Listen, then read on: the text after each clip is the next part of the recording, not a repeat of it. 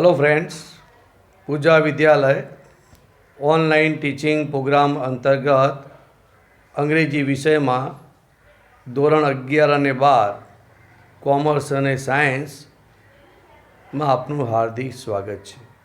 મિત્રો, આજે આપણે આ વિડિયો લેક્ચરમાં રનિંગ ટોપિક કમ્પ્લીટ ધ સેન્ટેન્સીસમાં આગળ વધીશું। અત્યાર સુધી આપણે કમ્પ્લીટ ધ સેન્ટેન્સના 5 પ્રકારના વાક્યો કેવી રીતે પૂરા કરવા તે શીખવાડ્યા છે અને 6 ભાગ સુધી આપણે તમને મેં શીખવાડેલ છે। આજે પાર્ટ નંબર 7 મિત્રો, પાર્ટ નંબર 7ની આજે આપણે ચર્ચા કરવા જઈ રહ્યા છીએ। એમાં ટોપિકનું નામ છે મિત્રો શોઈંગ રિઝલ્ટ, એટલે પરિણામ દર્શાવે છે। આ ટોપિક પણ 11 અને 12 બંનેમાં મિત્રો મહત્ત્વનો છે, વારંવાર પરીક્ષામાં પૂછાય છે, એટલે આ ટોપિક શીખવો તમારા માટે મહત્ત્વનું છે। હવે શોઈંગ રિઝલ્ટ મિત્રો લેંગ્વેજ ફંક્શનમાં બી આવે, રિસ્પોન્ડ ટુ સેન્ટેન્સમાં આવે, અથવા તો કમ્પ્લીટ ધ સેન્ટેન્સ અધૂરા વાક્યો પૂરા કરો ત્યાં આવે। આ રીતે વિવિધ જગ્યાએ આ ટોપિક પૂછાય છે, પણ આજે કમ્પ્લીટ ધ સેન્ટેન્સ અધૂરા વાક્યોને કેવી રીતે પૂરા કરવા એમાં આપણે આ ટોપિકને ડિટેલથી ચર્ચા કરીશું। મિત્રો, શોઈંગ રિઝલ્ટ અથવા એક્સપ્રેસિંગ રિઝલ્ટ બરાબર, જ્યારે કોઈ પણ ક્રિયા કે ઘટનાનું પરિણામ રજૂ કરવાનું હોય ત્યારે આ ફંક્શન શોઈંગ રિઝલ્ટનો ઉપયોગ થાય છે, કોઈ પણ ઘટના કે ક્રિયાનું રિઝલ્ટ એટલે પરિણામ દર્શાવવા માટે મિત્રો। એના માટે લેંગ્વેજ ફંક્શનના એલિમેન્ટ્સ એટલે કે કી વર્ડ્સ આપણે લેંગ્વેજ ફંક્શનમાં જોઈ ગયા હતા એ પ્રમાણે T2 અને ટુ વર્બ। T2 એટલે જરૂર કરતાં વધારે, આ નેગેટિવ અર્થ મિત્રો દર્શાવે છે। ઇનફ અને ટુ વર્બ એટલે પૂરતા પ્રમાણમાં, જરૂર જેટલું જ એવો અર્થ થાય, અને ઇનફ ટુ એ પોઝિટિવ અર્થ મિત્રો દર્શાવે છે। સો વિશેષણ દેટ, સો દેટ ભેગું નહીં મિત્રો, સો દેટ ભેગું હોય તો પર્પઝ દર્શાવે, આપણે આગળના ટોપિકમાં જોઈ ગયા મિત્રો। પણ સો વિશેષણ દેટ એ આપણને રિઝલ્ટ પરિણામ દર્શાવે છે। એમાં જો વિશેષણ પોઝિટિવ અર્થવાળું હોય તો પાછળનું વાક્ય હકાર આવે, અને જો સો પછી વિશેષણ નેગેટિવ મિનિંગવાળું હોય તો એ પછીનું વાક્ય નેગેટિવ આવે છે। સચ વિશેષણ નાઉન અને ધેટ,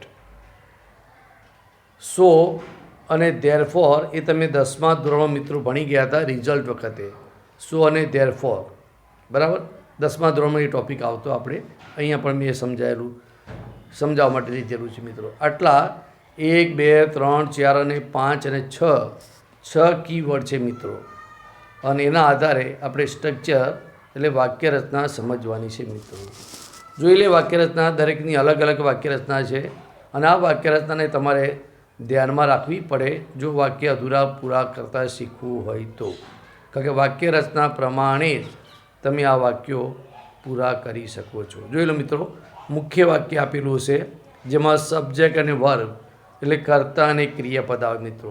ત્યાર પછી T2 એટલે જરૂર કરતાં વધારે, ત્યાર પછી એડજેક્ટિવ અથવા એડવર્બ એટલે કે વિશેષણ કે ક્રિયા વિશેષણ આવે।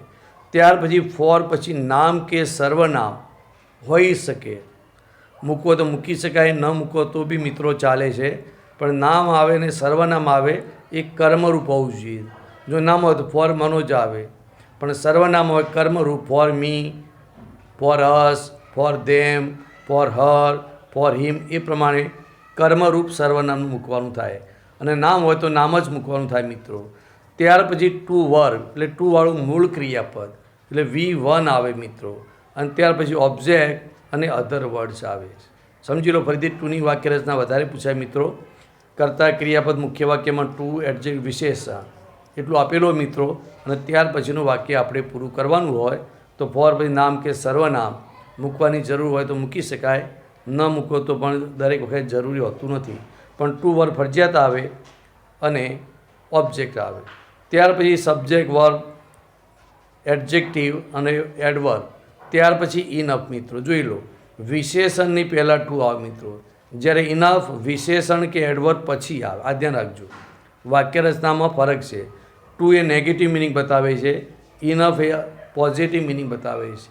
ઇનફ પછી ફોર પછી નામ કે સર્વનામ ઉપર પ્રમાણે આવી શકે, મૂકવું હોય તો, ન મૂકો તો બી મિત્રો ચાલે છે. ત્યાર પછી નિયમ સરખો ટુ વર્બ એટલે ટુવાળું મૂળ ક્રિયાપદ, V1 આવે, ઓબ્જેક્ટ અને અધર વર્ડ આવે. અહીંયા તમારે તફાવત એ છે કે ટુની પછી વિશેષણ આવે, જ્યારે ઇનફની પહેલાં વિશેષણ કે ક્રિયા વિશેષણ આવે. પછીની વાક્યરચના અધૂરું વાક્ય પૂરું કરવાની વાક્યરચના સમાન છે મિત્રો, બરાબર. ત્યાર પછી મિત્રો છે તમારે સબ્જેક્ટ વર્બ, મુખ્ય વાક્ય તમારે કર્તા ક્રિયાપદ. ત્યાર પછી સો આવે, ત્યાર પછી એડજેક્ટિવ વિશેષણ અથવા એડવર્બ ક્રિયા વિશેષણ. ત્યાર પછી ધેટ આવે, અને ધેટ પછી તમારે ધેટથી આપણે વાક્ય ગૌણ વાક્ય શરૂ થાય. ત્યાર પછી સબ્જેક્ટ આવે મિત્રો. સબ્જેક્ટ એ આ કર્તા પ્રમાણે લેવાનું, મુખ્ય વાક્ય હોય તે પ્રમાણે. છોકરો હોય તો હી, એનું સર્વનામ લેવાનું છે. છોકરી હોય તો સી, બહુવચન હોય તો દે આવે, સર્વનામ હોય તો સર્વનામ.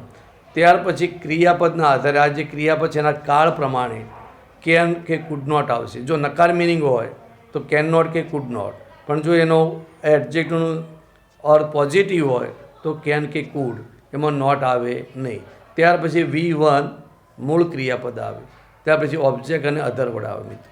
આ ધ્યાન રાખજો, સો વિશેષણ ધેટ જ્યારે જ્યારે આવે ત્યારે રિઝલ્ટ સમજવાનું, અને સો ધેટ ભેગું હોય ત્યારે એને પર્પઝ સમજવાનું.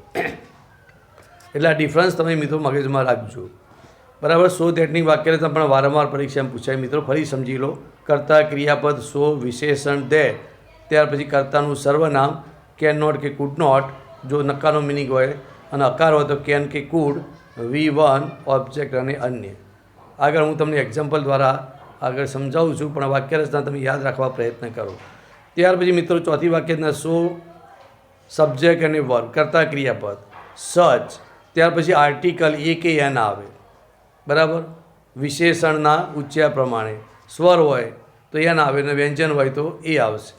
ત્યાર પછી નાઉન ફોર્મ આવે મિત્રો, ધ્યાન રાખજો. અહીંયા એકલું એડજેક્ટિવ નથી, એડજેક્ટિવ પ્લસ નાઉન છે મિત્રો, બરાબર. Adjective plus noun. ત્યાર પછી ધેટ આવે મિત્રો. હવે સચ ધેટ એક વાક્યરચના પૂછાય એ અલગ, અને સચ વિશેષણ નાઉન ધેટ એ પણ વાક્યરચના અલગ છે. એટલે જ્યારે પરીક્ષામાં તમે વાક્ય જુઓ તો એને ધ્યાનથી સમજવાનું કે રિઝલ્ટ બતાવે છે કે શું, બરાબર. કારણ કે સચ એ જ બીજી વાક્યરચના આગળ આવશે આપણે મિત્રો.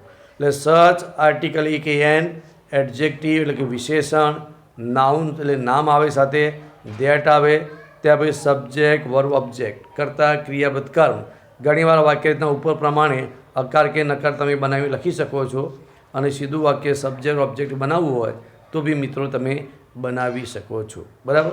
એટલે આ જે વાક્યરચના છે ઉપરની એ પણ ઘણીવાર તમે ઉપયોગ કરી શકો છો. આમાં નોંધ સમજી લો મિત્રો કે વાક્યમાં સો પછી વિશેષણ, એટલે આ જે વિશેષણ છે, બરાબર, એ નેગેટિવ અર્થ સૂચવે તો કેન નોટ કે કુડ નોટનો ઉપયોગ કરવાનો થાય કાળ પ્રમાણે, અને સો પછી વિશેષ પોઝિટિવ અર્થ દર્શાવે તો કાળ મુજબ કેન કે કુડનો ઉપયોગ થાય છે. જ્યારે સચ ધેટમાં પણ આ વાક્યનો ઉપયોગ થઈ શકે છે, બરાબર. ચલો યાદ રહી ગયું મિત્રો, 4 પ્રકારની વાક્યરચના છે. ત્યાં પછી સો અને ધેરફોર મિત્રો જેવી તમે 10માં ભણી ગયા છો. સો અને ધેરફોર બે વાક્યોની વચ્ચે જ આવે, બરાબર. સો અને ધેરફોર બે વાક્યની વચ્ચે આવે, પહેલાં કારણ આવે, પછી શું આવે, પછી પરિણામ આવે. એ પ્રકારની વાક્યરચના છે તમારે સો અને ધેરફોરમાં, બરાબર. તો આગળ વધીએ મિત્રો, એક્ઝામ્પલ તરફ જઈએ આપણે.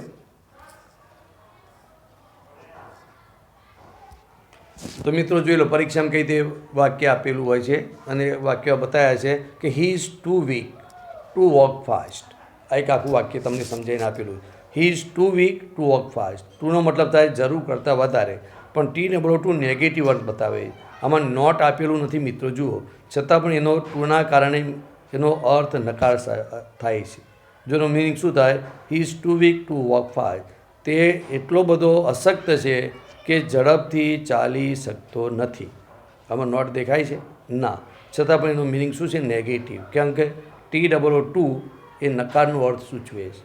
ખ્યાલ આવી ગયો? ત્યાર પછી બીજો મિત્રો છે this dress is too costly for me. જો તમને ફોર પછી કર્મરૂપી વિશેષણ આપેલું છે અને ટુ બાય ટુવાળું ક્રિયાપદ. પહેલાંમાં જોઈ લો ટુમાં ટુવાળું વર્બ છે, આમાં પણ ટુમાં ટુ વર્બ છે. ધીસ ડ્રેસ આ નિર્જીવ છે મિત્રો, અને નિર્જીવ હોય તો જ four me, for us, for ધેમ મૂકવાની જરૂર પડે, બાકી મિત્રો સજીવ હોય તો જરૂર પડતી નથી. This dress is too costly, આ ડ્રેસ એટલો બધો કોસ્ટલી એટલે મોંઘો છે કે જેને પણ અમે મી એટલે આઈ એટલે હું ખરીદી શકું તેમ નથી. જોઈ લો મિત્રો, આનો અર્થ પણ નેગેટિવ. આ ડ્રેસ એટલો કોસ્ટલી મોંઘો છે કે હું ખરીદી શકતો નથી, તો હું ખરીદી શકું તેમ નથી. આ પ્રકારનો મિનિંગ નેગેટિવ થાય મિત્રો. જોઈ લો, આ કર્તા ક્રિયાપદ છે મિત્રો, TOO વિશેષણ ફોર મી અને ટુવાળું ક્રિયાપદ. ત્યાર પછી ત્રીજું વાક્ય મિત્રો, માયા ઇઝ ક્લેવર ઇનફ. જોઈ લો, ક્લેવર પછી ઇનફ, વિશેષણ આગળ અને ઇનફ પાછળ, two pass HSC exam. Maya is clever enough, enough એટલે જરૂર, જેટલું જરૂર પ્રમાણમાં. તો માયા એટલી હોશિયાર છે કે તે HSC એક્ઝામ પાસ કરી શકે છે. આનો મિનિંગ શું છે? પોઝિટિવ મિત્રો. ટુ પાસ, ટુવાળું ક્રિયાપદ આવી ગયું. આ અકાર મિનિંગ છે. માયા એટલી બધી પૂરતા પ્રમાણમાં હોશિયાર છે કે HSC એક્ઝામ સહેલાઈથી પાસ કરી શકે છે. આવો એનો મિનિંગ થાય મિત્રો, એટલે આ પોઝિટિવ મિનિંગ છે. હવે મિત્રો, આ ટુમાંથી સો ધેટ બનતું હોય છે, બરાબર. આ ટુ હોય ને એમાંથી સો ધેટની વાક્યરચના બને, અને ઇનફ હોય એમાંથી પણ સો ધેટની વાક્યરચના મિત્રો બનતી હોય છે. જો હું તમને બનાવી સમજાવું.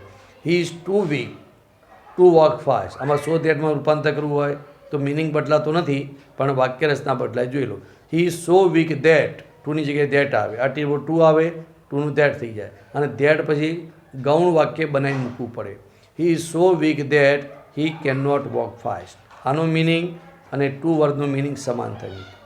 અને આમાં ઇનફમાં સો ધેટ બનાવવું હોય તો my is so clever that she can pass HSC exam. આમાં પણ સો ધેટ બને, ટુમાંથી સો ધેટ બને અને ઇનફમાંથી પણ સો ધેટ બને. ટુવાળું નેગેટિવ છે માટે કેન નોટ આવ્યું, ઇનફ પોઝિટિવ છે માટે ખાલી કેન આવે. આટલો ફરક છે. ચોથી વાક્યના મિત્રો સમજી લો, હી ઇઝ સો વીક, જો નીચે લખીને આપેલું છે, ઉપરનું જ વાક્ય બતાવેલું છે. He is so weak that he can not walk fast. સમજી લો મિત્રો, આ જ વાક્યરચના મેં અહીં લીધેલી છે. આ પહેલી વાક્યરચના જ મેં સો ધેટમાં રૂપાંતર કરીને સમજાવી. જોયું, he is so weak that he can not walk fast. એ એટલો બધો અશક્ત છે કે જેથી કરીને ઝડપથી ચાલી શકતો નથી. આ સો ધેટની વાક્યરચના મિત્રો. ત્યાર પછી પાંચમું વાક્ય મિત્રો, ચાંદની is such a beautiful girl. સચની વાક્યરચના મિત્રો, આ ભાગ્યે જ પૂછાય, સચવાળી વાક્યરચના. આર્ટિકલ એ બ્યુટિફુલ વિશેષણ અને ગર્લ એ નાઉન છે મિત્રો, બરાબર. ત્યાર પછી ધેટ અને ત્યાર પછી વાક્ય, Chandni is such a beautiful girl that, Chandni એટલી બધી સુંદર છોકરી છે કે she can win the beauty contest, she can win the beauty contest, તે બ્યુટી કોન્ટેસ્ટ સહેલાઈથી જીતી શકે છે. આ રીતેની વાક્યરચના મિત્રો થાય છે. છઠ્ઠું વાક્ય મિત્રો, કોહલી પ્લેઝ સો વેલ. સો પછી વેલ એટલે એડવર્બ છે મિત્રો, ક્રિયા વિશેષણ, બરાબર. Kohli played so well that he could break the record. એટલો સરસ રમ્યો, પોઝિટિવ મિનિંગ છે મિત્રો, માટે અકારનો અર્થ આવ્યો, માટે ખાટલી કુડ આવ્યું, નોટ ના આવ્યું. Kohli played so well that, Kohli એટલો સરસ રમ્યો કે he could break the record, તે રેકોર્ડ તોડી શક્યો. આ પ્રકારની 6 વાક્યો મેં તમને અલગ અલગ શીખવાડ્યા છે. અને આ પ્રકારની વાક્યરચના આપણે અધૂરા વાક્યો આપેલા હોય તો પૂરા કરવાનો થાય છે. 4 પ્રકારની વાક્યરચના મેં તમને સમજાવી મિત્રો. TOO અને ટુ વર્બ, ઇનફ અને ટુ વર્બ, સો વિશેષણ ધેટ, સચ આર્ટિકલી કે એન, વિશેષણ નાઉન અને ધેટ, બરાબર. આ 4 પ્રકારની વાક્યરચના તમારા મગજમાં રાખવાની અને એક્ઝામ્પલ આપ્યા સમજવા પ્રયત્ન કરવાનો કે કઈ રીતે વાક્યો બને છે, બરાબર. ત્યાર પછી એક્સરસાઇઝ તરફ જે મિત્રો આપણે પરીક્ષામાં જે પ્રમાણે પૂછાય એ પ્રકારના વાક્યો આપણે સોલ્વ જરા કરીએ મિત્રો, બરાબર. જોયું મિત્રો, complete the sentences using this function. This એટલે શોઈંગ રિઝલ્ટ, બરાબર. ધીસ ફંક્શન એટલે કેવું હતું? Showing result. Divya is too fat. જોઈ લો, આ રીતે પરીક્ષામાં પૂછાશે અને કૌંસમાં તમને લખેલું હશે શોઈંગ રિઝલ્ટ, આ રીતે લખીને આપેલું છે, અથવા એક્સપ્રેસિંગ રિઝલ્ટ, બરાબર. અને આ કૌંસમાં તમને ફંક્શન આપ્યું હોય એ ફંક્શનના આધારે તમારે વાક્ય પૂરું કરવાનું. શોર્ટમાં નહીં આપ્યું મિત્રો, શોઈંગ રિઝલ્ટ આખું લખેલું હશે. Divya is too fat. Too એટલે જરૂર કરતા હોય, દિવ્યા એટલી બધી જાડી છે કે. હવે ટુની વાક્ય રચનામાં શું આવે મિત્રો? ટુ વર્બ આવે. બરાબર, બોલો શું લખીશું? આના અનેક જવાબ બની શકે મિત્રો, તમને અનુકૂળ હોય એવો જવાબ લખી શકો. ટુ વર્બ આવે પછી ઓબ્જેક્ટ અનધર વર્ડ. તો દિવ્યા ઇઝ ટુ ફેટ, બરાબર, ટુ એન્ટર ધ ગેટ. આવું લખવું તો લખી શકાય, ટુ એન્ટર ધ ગેટ. અથવા ડોર લખો, ગેટ લખો, ડોર લખો, દરવાજો લખો તો ડોર આવે, ટુ એન્ટર ધ ડોર. બરાબર, આ રીતે વાક્ય બની. Divya is too fat to enter the door. Divya એટલી બધી જાડી છે કે તે દરવાજામાં દાખલ થઈ શકતી નથી. To enter the gate. બીજું લખો તો લખાય મિત્રો, Divya is too fat to run fast. Divya એટલી બધી જાડી છે કે ઝડપથી દોડી શકતી નથી. ટુ વર્બ મૂકવાનું છે મિત્રો. આપેલા વાક્યના વિશેષના આધારે તમારે વાક્ય કમ્પ્લીટ કરવાનું. Divya is too fat. બોલો, તમે બીજું બનાવી શકો છો. એટલી બધી જાડી, તમે વિચારવાનું ભાઈ જાડી છે તો શું કરી શકે, શું ના કરી શકે, એમ લખવાનું તમારે. બરાબર, અને ટુનું છે એટલે નેગેટિવ મિનિંગ થાય છે. Divya is too fat to enter the door. Divya એટલી બધી જાડી છે કે દરવાજામાં દાખલ થઈ શકતી નથી. Divya is too fat to run fast. Divya એટલી જાડી છે કે ઝડપથી દોડી શકતી નથી. આવા અનેક વાક્યો તમે બનાવીશો. ટુ વર્બ આવે. ત્યાર પછી મિત્રો that box was too heavy. હવે બોક્સ આપ્યું નિર્જીવ, અને જે નિર્જીવ હોય તો મિત્રો પછી વિશેષણની પછી for me, for us, for them, for પછી નામ, એવું તમારે મૂકવો તો મૂકી શકો છો, અને ન મૂકો તો ટુ વર્બથી પણ વાક્ય તમે બનાવી શકો છો. એ તમારા ઉપર ડિપેન્ડ કરે મિત્રો. That box was so heavy, ના ટુ હેવી છે ને, તો that box was too heavy. બોલો, ટુ લિફ્ટ ઇટ. ઇટ એટલે બોક્સ, એટલે છેલ્લે આપણે ઇટ લખ્યું, ન લખો તો ચાલે, લખો તો વધારે બેટર મિત્રો. That box was too heavy to lift it. એ બોક્સ એટલું બધું ભારે છે કે ઊંચકી શકાય તેમ નથી. That box was too heavy to move it. Move એટલે ખસેડવું. એ બોક્સ એટલું બધું ભારે છે કે અમે ખસેડી શકીએ તેમ નથી. That box was too heavy to carry it. કે ઊંચકી શકાય તેમ નથી. ખાલી ટુ વર્બ મૂકવાનું છે. To move, to carry, to lift. હા, આવા વાક્યો. અને તમારે ફોર મૂકવું હોય તો આઈ હોય તો હું, મારા માટે તો વી, ફોર મી અમારા માટે તો ફોર અસ. તો આ રીતે બી બનાવી શકો છો. That box was too heavy for me, મારા માટે, તો for me to move. Move એટલે ખસેડવું. To move it, to move. એ બોક્સ એટલું ભારે છે કે હું ખસેડી શકતો નથી. For me to carry it, for me to lift it. આ રીતના તમે વાક્ય બનાવી શકો. એ જ વાક્ય નીચે મિત્રો જોઈ લો ફરીથી. That box was so heavy વાળું એટલે સોની વાક્ય રચના છે. સોની વાક્ય મિત્રો વધારે પૂછાય છે તો સો વિશેષણ ધેટ આવશે. તો that box was so heavy that. That પછી મિત્રો અહીંયા બોક્સ છે ને એટલે ઈટ નહીં મૂકવાનું.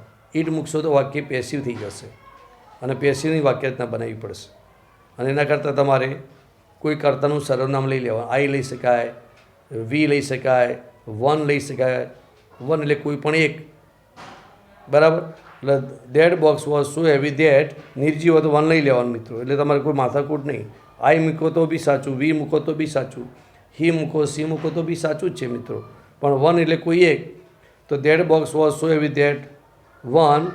હવે વોઝ ભૂતકાળ છે એટલે કુડ નોટ આવશે મિત્રો. One could not. બોલો, પછી અહીં જે લખ્યું મૂવ ઇટ. બરાબર, મૂવ ઇટ લખો, ત્યાર પછી કેરી ઇટ લખો, લિફ્ટ ઇટ લખો, બધું સરખું જ છે મિત્રો. એટલે that box was so heavy that one could not move it, one could not carry it, one could not lift it. અને વન ના લખો તો આઈ લખો. That box was so heavy that I could not move it, I could not carry it, I could not lift it. આ રીતે તમે બનાવી શકો છો.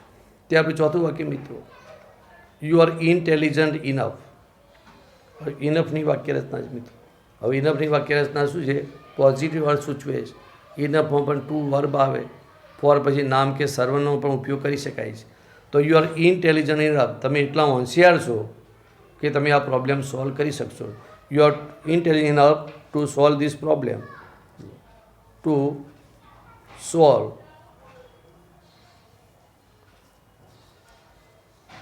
Solve this problem,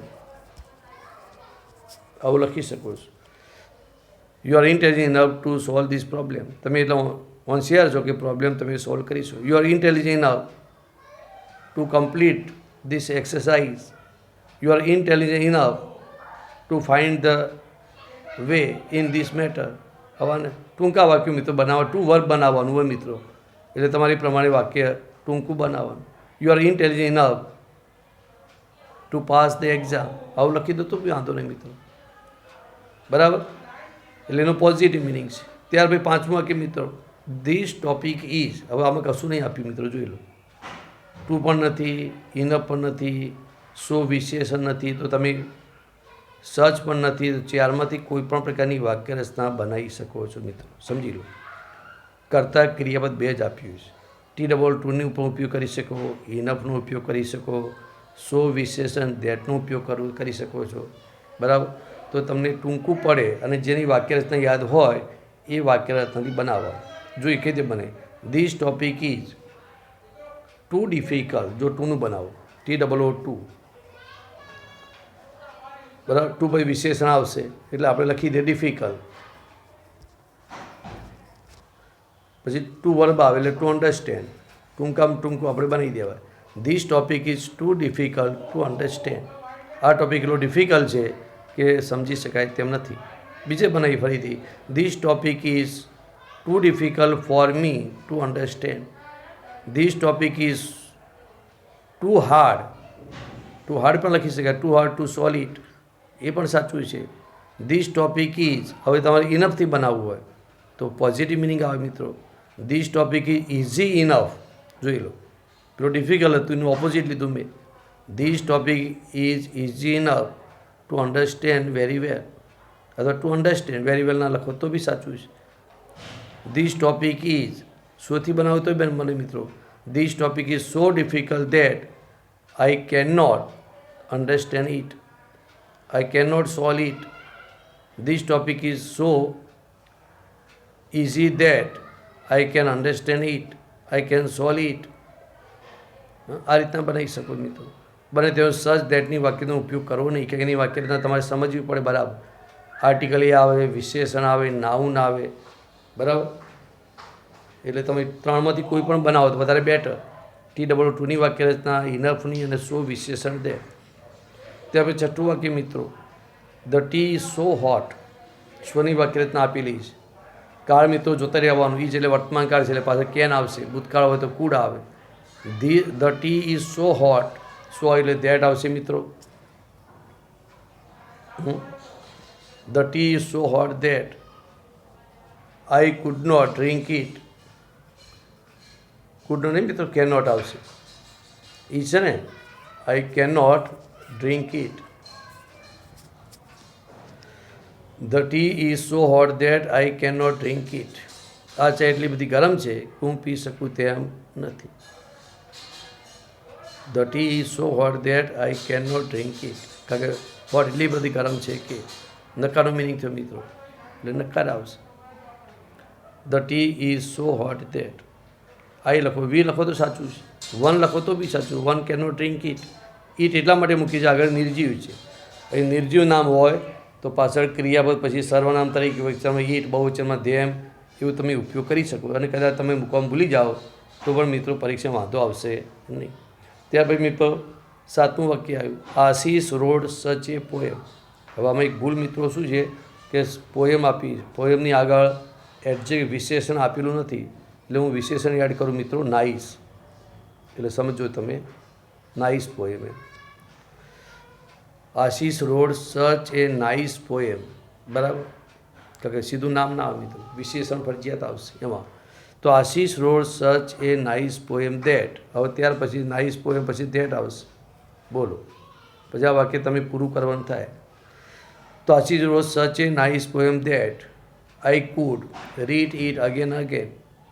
I could read it again and again. એ poem વારંવાર વાંચ્યા કરું છું. એટલી સરસ પોએમ લખી કે મને ગમી. Ashish wrote such a nice poem that I like it very much. તો બી સાચું છે. I liked it very much. Ashish wrote such a nice poem that all praised his work. All praise his work. બધા એના કામને વખાણ્યું. ઓલ પ્રેઇઝ ઇટ એવું લખો તો સાચું મિત્રો. એટલે આ રીતે અનેક વાક્યો તમે બનાવી શકો છો મિત્રો. 8મું વાક્ય જોઈ લે. રોહન પ્લેડ સો ક્લેવરલી. હવે સો આપ્યું મિત્રો, અને ક્લેવરલી એડવર્બ છે, ક્રિયા વિશેષણ મિત્રો. આ વિશેષણ નથી. વિશેષણ હોય ક્રિયા વિશેષણ એમાં કોઈ ફરક પડતો નહીં મિત્રો. બને ત્યાં સુધી વિશેષણ કે ક્રિયા વિશેષણ આપેલું જ હોય પરીક્ષામાં. એટલે અધૂરું વાક્ય તમને પૂરું કરવા માટે અર્થ પ્રમાણે પૂરું કરી શકો. રોહન પ્લેડ સો ક્લેવરલી. સો એટલે ધેટ આવશે મિત્રો, બરાબર. હવે ક્લેવરલી પોઝિટિવ છે એટલે તમારે કેન કે કુડ જ આવશે, નોટ નહીં આવે. Rohan played so ક્લેવરલી that. એટલું બધું હોશિયારથી ક્લેવરલી હોશિયારીપૂર્વક એને રમ્યો કે દેટ હી કુડ. રોહન લઈ આવશે, ભૂતકાળ છે, પ્લેડ એટલે કુડ આવશે. હી કુડ બોલો. He could win the first rank. He could win the first rank. He could win the race. He could win the race. એટલો હોશિયારીપૂર્વક રમ્યો કે રેસ જીતી ગયો. Rohan played so clever there he could win the first prize. He could win the race. He could get the first prize. First prize પહેલું પ્રાપ્ત કરી શક્યું. He could win the gold medal. એટલો જ હોશિયારપૂર્વક રમ્યો કે ગોલ્ડ મેડલ પ્રાપ્ત કરી શક્યો. So clever there he could win the he could get the gold medal. હવે અનેક વાક્યો બનાવી શકો મિત્રો, બરાબર. તો આ રીતે મિત્રો તમને 8 વાક્યો આપેલા છે, અને 8 વાક્યો મેં તમને સમજાયા. અને આ બધા જ વાક્યો મિત્રો તમારે હવે જાતે ફરીથી પ્રેક્ટિસ કરવાની છે હોમવર્ક તરીકે.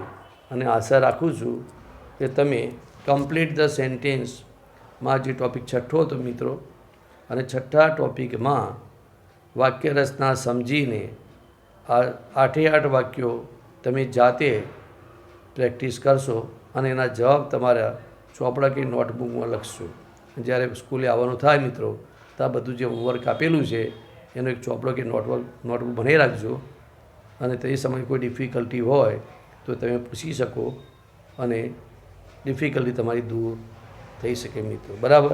એટલે ગ્રામરમાં તમારે ખાસ સાથે રાખવાનું. ગ્રામરમાં જેટલી પ્રેક્ટિસ મિત્રો કરો એટલું વધારે સારું, બરાબર. તો આજે આપણે પાર્ટ નંબર 7માં આપણે 6થું યુનિટ શીખ્યા શોઈંગ રિઝલ્ટ. તો 8 વાક્યો તમે તમારી રીતે વાક્યરચના આધારે બનાવીને જવાબ લખશો એવી આશા રાખું છું મિત્રો. ત્યાર પછી આગળના ટૉપિકમાં આપણે થોડા બીજા ઓર મિક્સ સેન્ટેન્સ મિત્રો, બધા આપણે 1 થી 6 ટૉપિક જે ભણી ગયા એ 6 ટૉપિકના મિક્સ વાક્યો આપણે આગળ શીખવા જઈ રહ્યા છીએ. નેક્સ્ટ લેક્ચરમાં હું તમને 1 થી 6 ટૉપિક તમને જે મેં શીખવાડ્યા છે તો એની વાક્યરચના તમે સમજીને તૈયાર કરજો, જેથી કરીને હું તમને થોડી એક્સરસાઇઝ મિક્સ આપું. એ એક્સરસાઇઝ હું તમને સમજાવીશ, અને બાકીની થોડી એક્સરસાઇઝ તમને જાતે લખવા માટે આપીશ.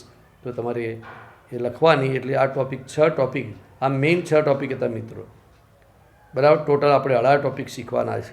આ પહેલો પાર્ટ 1 આપણે શીખ્યા 1 થી 6 ટૉપિક. ત્યાં પછી મિક્સ વાક્યો મેં તમને એક એક્સરસાઇઝ તરીકે શીખવા માટે પ્રયત્ન કરવાનો છું. અને ત્યાર પછી 7 થી પાછા 14 આપણે શીખીશું મિત્રો, બરાબર. અને પછી પાછા ત્રીજા પાર્ટમાં એમ 3 મેં ભાગ પાડ્યા છે, એટલે બધું ભેગું ના થાય મિત્રો. 6 ટૉપિકની વાક્યરચના સમજો, એના વાક્યો તમને એક્સરસાઇઝ તરીકે આપ્યા છે એ પણ સોલ્વ કરો, એટલે તમને તકલીફ ના પડે, બરાબર. ખ્યાલ આવી ગયો. એટલે હું આશા રાખું છું ભાઈ આ 8 વાક્યો તમે હોમવર્ક તરીકે લખશો. ઓકે મિત્રો, C you again. Thank you મિત્રો, સી યુ અગેન.